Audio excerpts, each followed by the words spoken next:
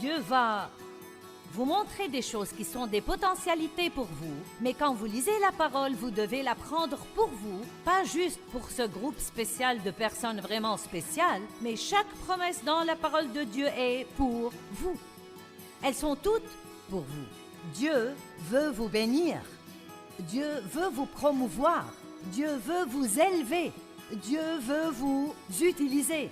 Dieu veut vous guérir. Amen.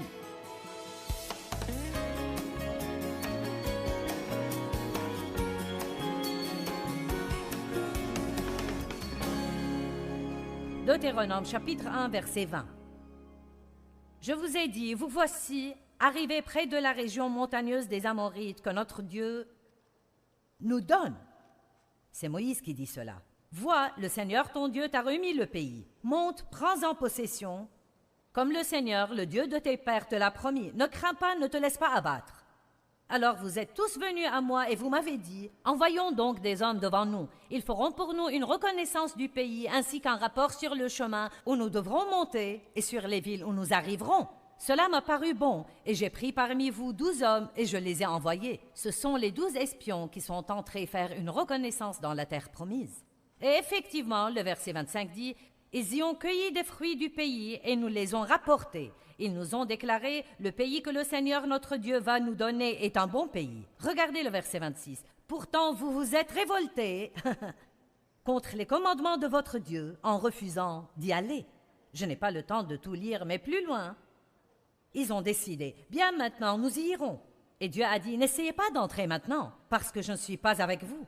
Vous auriez dû y aller quand je vous l'ai dit. Donc les voilà, arrivés à la frontière de la terre promise, et quand Dieu leur a dit, maintenant c'est le moment de posséder le pays, ils n'y sont pas allés, ils se sont rebellés contre Dieu, et ils ont erré encore 38 ans dans le désert, et beaucoup d'entre eux, ils sont morts. Bon, maintenant, je veux vous enseigner une petite leçon.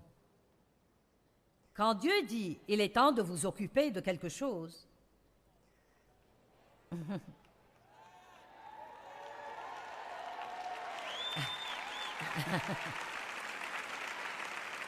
quand Dieu vous dit de vous occuper de quelque chose, il y a une onction pour le faire à ce moment-là. Et vous ne pouvez pas le mettre de côté jusqu'à un moment plus pratique ou un moment apparemment plus facile ou un moment où vous vous sentez prêt, parce qu'alors vous pouvez décider, j'en ai marre de supporter ça, je pense que je vais m'en occuper maintenant, et puis vous rendre compte que Dieu ne vous a pas oint à ce moment-là. Nous devons apprendre que quand Dieu touche des choses dans nos vies, il faut le prendre sérieusement. Si Dieu s'occupe d'une mauvaise attitude chez vous, il faut agir. S'il s'occupe de vous concernant le manque de pardon chez vous, agissez en conséquent. Ne donnez pas l'excuse que c'est difficile de pardonner aux gens. Je vais vous dire ce qui est difficile. Haïr les gens, c'est bien plus dur que de pardonner aux gens. Le pardon est facile comparé à la haine et l'amertume et au ressentiment et au fait d'être plein de poison tout le temps. Si Dieu est en train de s'occuper d'une habitude que vous avez et qui est destructrice, si Dieu est en train de mettre son doigt dessus, alors vous ne devez même pas penser que vous ne le pouvez pas, parce que Dieu ne va jamais s'occuper de vous à propos de quelque chose sans vous donner la capacité d'arriver à la victoire. Mais vous devez le croire. J'ai été sexuellement abusée par mon père pendant des années, et quand j'ai quitté la maison, je pensais quitter le problème. J'ignorais que j'avais le problème avec moi gravé dans mon âme. Il était dans mes pensées, il était dans mes émotions, dans ma volonté, et affectait toutes les relations que j'avais, ma relation avec Dieu, ma relation avec moi-même, mes relations avec les autres personnes. Vos secrets vous rendront malade. Et quand Dieu dit qu'il est temps de s'occuper des choses, alors il est temps de le faire.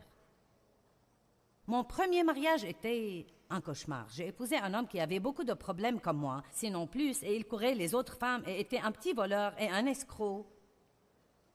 Et donc, ça n'a jamais marché. 5 années de ce cauchemar, nous avons eu un enfant.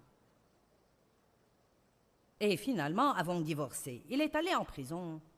Et j'ai rencontré Dave qui était né de nouveau, un jeune luthérien rempli du Saint-Esprit. Et comme je vous l'ai dit, il voulait une épouse. Il était sorti avec 3 femmes. Il essayait, en fait, de prendre possession du pays. Il pouvait... Il pouvait le voir avec les yeux de la foi et il sortait pour le prendre. Laissez-moi vous dire. Donc, écoutez, il a su qu'aucune des trois n'était la bonne et puis il m'a vu en train de laver la voiture de ma mère. Il m'a trouvée mignonne en short, les cheveux remontés sur le sommet de la tête, en train de fumer ma cigarette et boire ma bière ou autre chose. Et il a dit, tu veux laver ma voiture quand tu auras fini avec celle-là? J'ai dit, si tu veux qu'elle soit lavée, lave-la toi-même.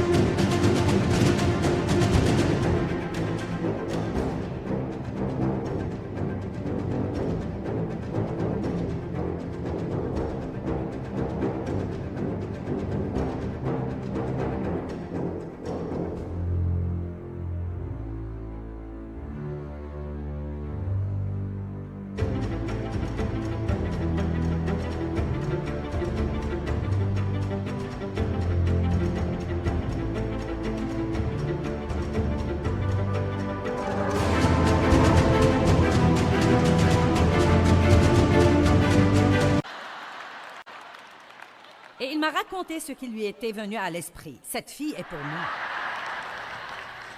Voilà, ou bien il était complètement fou, ou il était guidé par l'Esprit de Dieu. Nous sommes sortis seulement 5 fois, puis on s'est mariés. Il devait aller vite avant de comprendre sur quoi il tombait. Donc, après 3 semaines de notre mariage, Dave m'a dit « Qu'est-ce qui ne va pas chez toi ?» Je ne savais pas que j'avais un problème. Je pensais que tous les autres avaient un problème, mais pas moi. Peut-être que vous aussi ne savez pas que vous êtes le problème.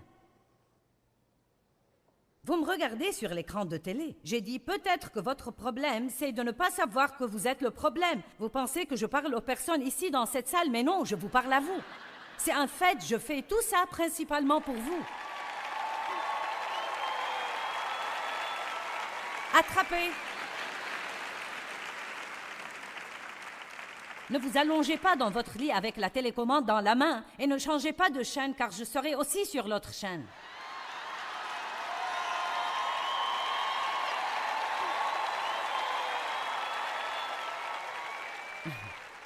Vous ne pouvez pas filer. Si vous regardez la télé, vous allez me trouver.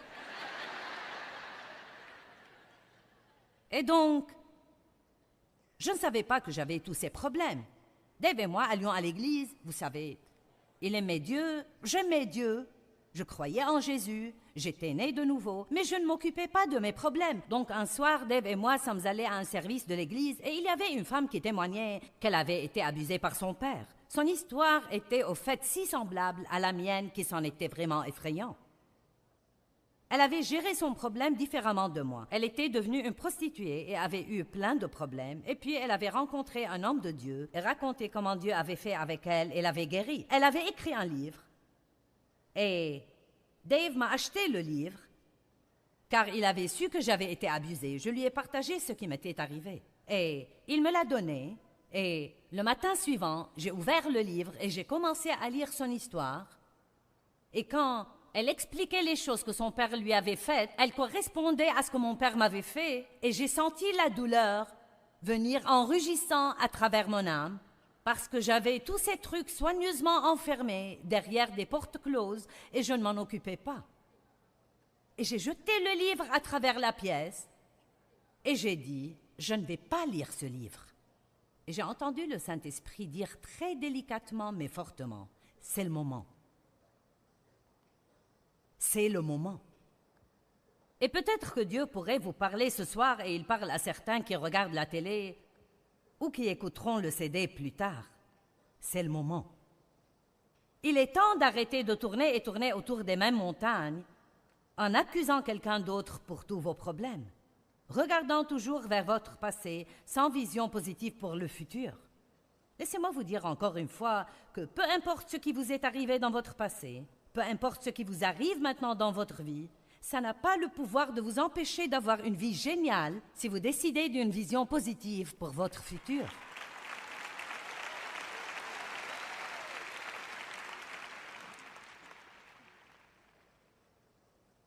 La deuxième mauvaise mentalité qu'ils avaient et dont je voudrais m'occuper est « quelqu'un d'autre doit faire cela pour moi ». Aujourd'hui, nous appelons ça la mentalité du droit acquis. Quelqu'un d'autre doit s'occuper du désordre que j'ai mis. Quelqu'un d'autre doit le faire. Pas moi, quelqu'un d'autre. Ça s'appelle l'irresponsabilité. Et quelle pagaille nous avons à cause de ça dans notre monde d'aujourd'hui. C'est le moment de prendre la responsabilité.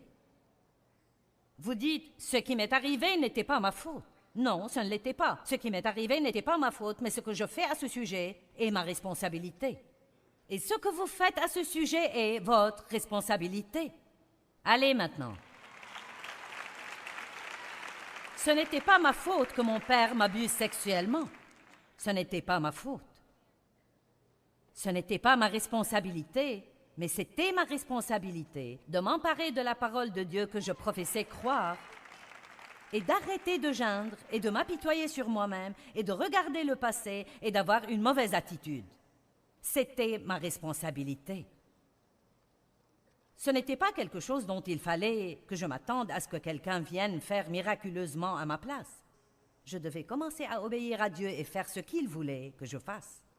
En Matthieu 20:16, il est dit « Il y a beaucoup d'appelés, mais peu d'élus. » Beaucoup d'appelés, mais peu d'élus.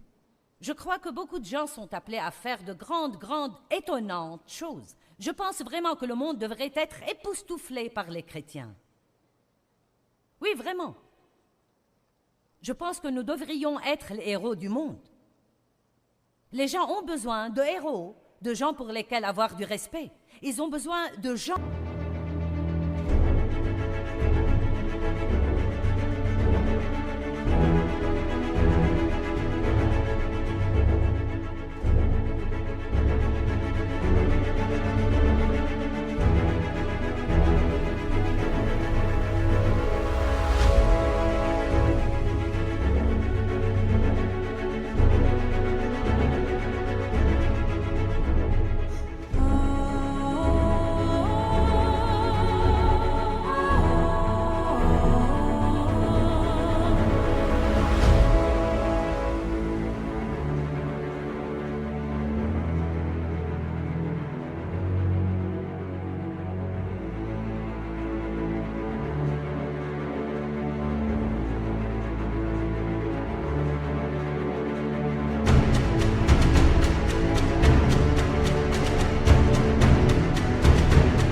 à admirer quelqu'un qui leur montre la bonne direction. Chaque petit enfant adore jouer aux super-héros. Mes deux plus jeunes garçons ont tous les costumes de super-héros qu'on puisse avoir. J'en ai même un pour jouer aux super-héros avec eux. J'ai ma propre cape de super-héros. Elle a un J sur le dos avec un éclair en travers.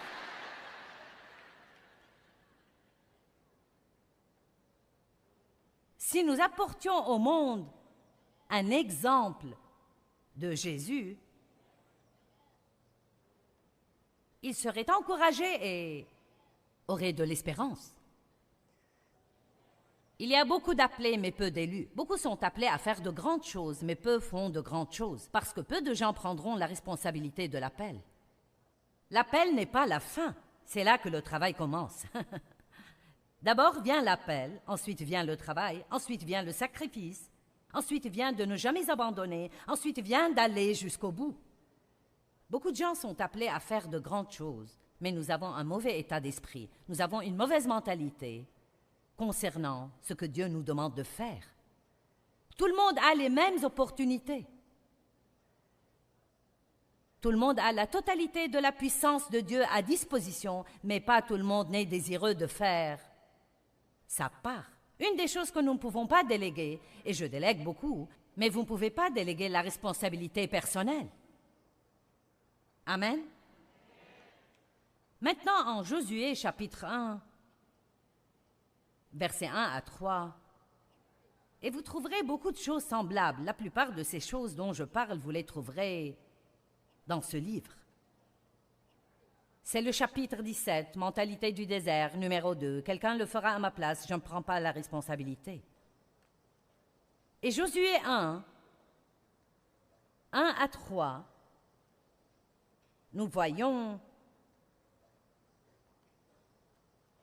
que la Bible dit ceci. Après la mort de Moïse, serviteur du Seigneur, le Seigneur dit à Josué, fils de Nun, qui était aide de Moïse, « Moïse, mon serviteur, est mort. » Bon, c'est un constat très intéressant car si vous savez ce qui s'est passé avant ça, c'était « Pourquoi donc Dieu dirait-il que Moïse est mort ?» Josué savait bien que Moïse était mort. Ils avaient déjà pleuré Moïse pendant 30 jours.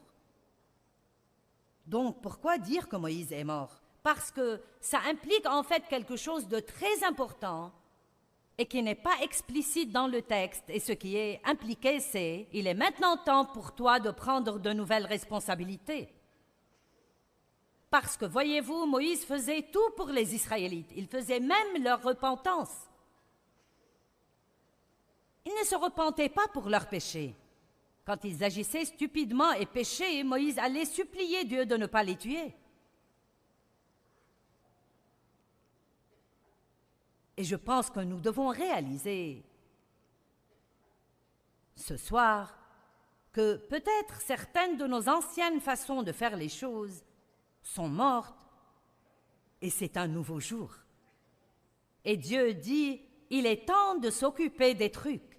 Il est temps de monter dans un nouveau niveau de responsabilité. Il est temps d'arrêter de remettre les choses à plus tard jusqu'à un moment plus opportun. Maintenant, il est temps. Amen? Qui ne veut plus tourner et tourner autour de la même montagne stupide encore une fois?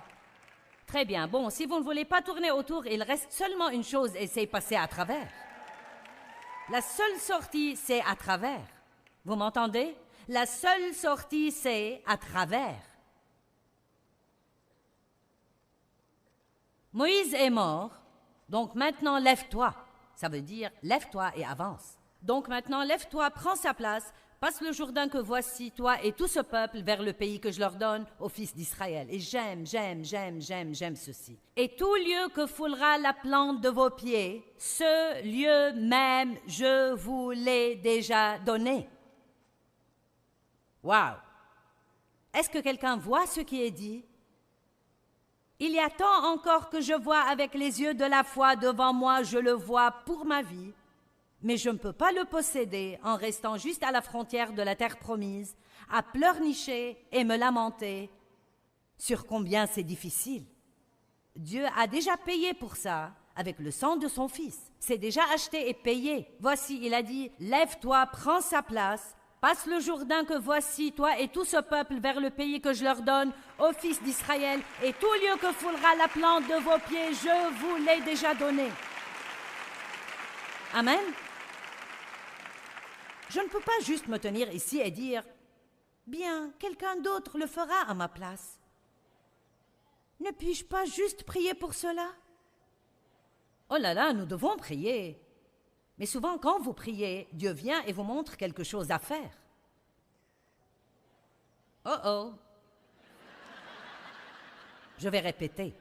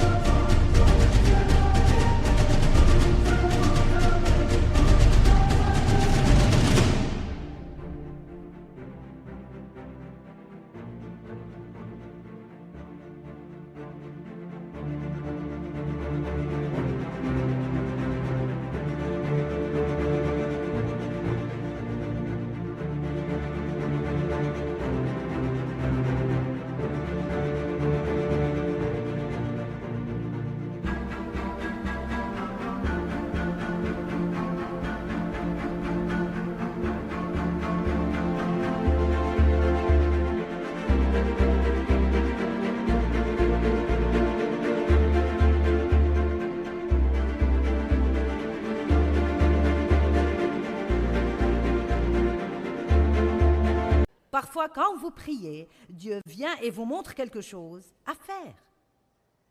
Donc, nous prions encore, espérant qu'il choisira quelqu'un d'autre. Eh bien, Dieu, qu'est-il arrivé à ma joie? Je ne sais pas pourquoi je suis si mécontent.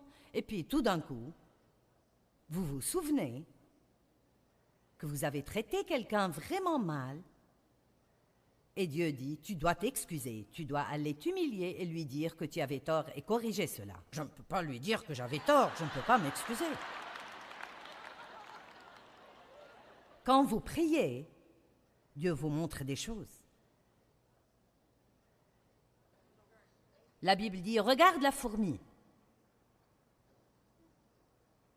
Elle n'a pas de chef ni de superviseur.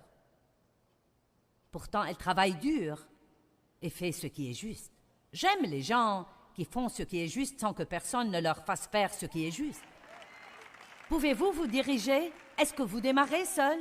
Êtes-vous quelqu'un qui fait ce qui est juste quand personne ne regarde? Ou bien ne ferez-vous ce qui est juste que quand quelqu'un vous le fait faire? J'avais un frère comme ça. J'ai dit que j'avais un frère parce qu'il n'est plus avec nous. 10 ans plus jeune que moi, mon seul proche. Très jeune, à cause de toutes les choses que nous vivions, il est entré chez les Marines quand il avait 17 ans, a fait la guerre du Vietnam et est devenu toxicomane. Et n'a jamais été bien dans sa vie. Nous avons essayé de l'aider. Il a même vécu avec Dave et moi de nombreuses années. Et tant que je le faisais se lever pour travailler, il allait au travail. Tant que je lui disais quoi faire, il le faisait. Si nous étudions la Bible avec lui, il l'étudiait. Mais à chaque fois qu'il se retrouvait seul, il ne pouvait se gérer lui-même et il retournait là où il avait été. Et tristement, mon frère, qui aurait pu faire partie de ça, voyager dans le monde, aider les gens tout autour du monde, est mort dans un immeuble abandonné à Los Angeles il y a à peu près 3 ans, à l'époque de Noël. Peu importe qui est votre famille, le fait que sa sœur soit une évangéliste, une prédicatrice à la télé et aide les gens à travers le monde, ça n'a pas compté pour lui.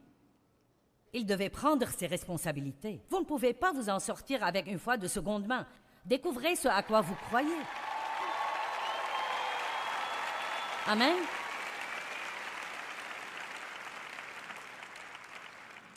Personne ne le fera à votre place. Il est temps de vous aguerrir et de vous lever et de dire « Je vais prendre possession du pays que Jésus est mort pour me donner. Si quelqu'un peut avoir ce que Jésus est mort pour lui donner, je peux avoir ce que Jésus est mort pour me donner. » Il y a tant de choses merveilleuses dans la parole de Dieu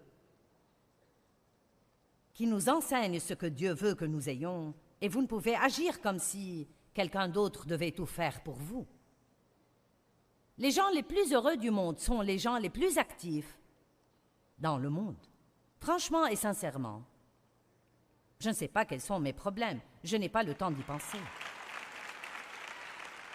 Si je voulais y réfléchir, je pourrais vous en nommer 10 sur le champ, mais je n'ai pas de temps à perdre avec ça. Dieu dit qu'il s'occupera des choses, donc nous prions à leur sujet, nous jetons nos soucis sur lui, restons occupés à aider quelqu'un d'autre, et d'une manière ou d'une autre, ça s'arrange tout seul. Vous savez, une chose qui était extraordinaire pour moi, parfois quand Dieu ne me donne pas d'onction pour résoudre mes problèmes, je veux dire je ne peux pas m'aider. Il n'y a pas une seule chose que je puisse faire pour me sortir d'une situation où je suis. Il met son onction sur moi pour aider quelqu'un d'autre. J'ai tendance à penser que c'est un truc de Dieu. Quand vous ne pouvez pas vous aider vous-même, semez dans la vie des autres, alors Dieu apporte une récolte dans votre vie. La vie est trop difficile. C'est vraiment trop difficile. Trop difficile. Je suis tellement fatiguée d'entendre les gens dire ça. Trop difficile de pardonner. Rends-moi les choses faciles, Seigneur. Je ne peux pas le faire si les choses sont difficiles. Ça ne marche pas. Deutéronome 30, 11. Car ce commandement que je te donne aujourd'hui n'est pas trop difficile pour toi, ni hors de ta portée. Le commandement que je te donne aujourd'hui n'est pas trop dur pour toi. Pouvez-vous dire ce soir, quoi que Dieu me demande de faire, je peux le faire avec son aide. Vous voyez, certains ne le disent même pas.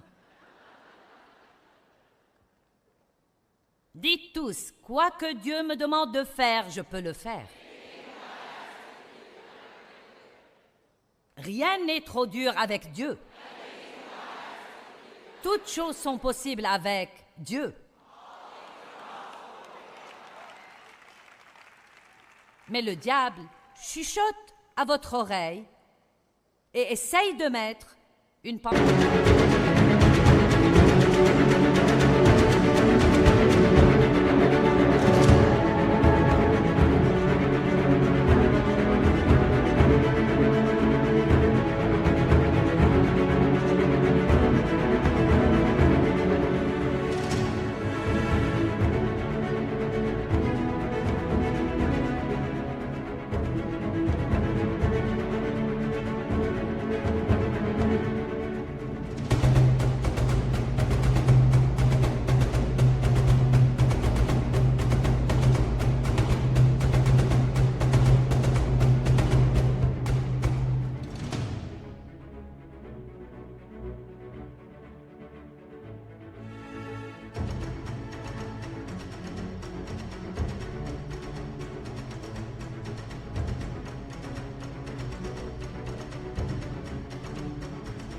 Pensée fausse dans votre tête. Ça ne changera jamais. Ça fait 20 ans que ça dure, sûrement que ça ne changera pas. Tu devrais l'oublier. Rien de bon ne t'arrivera jamais.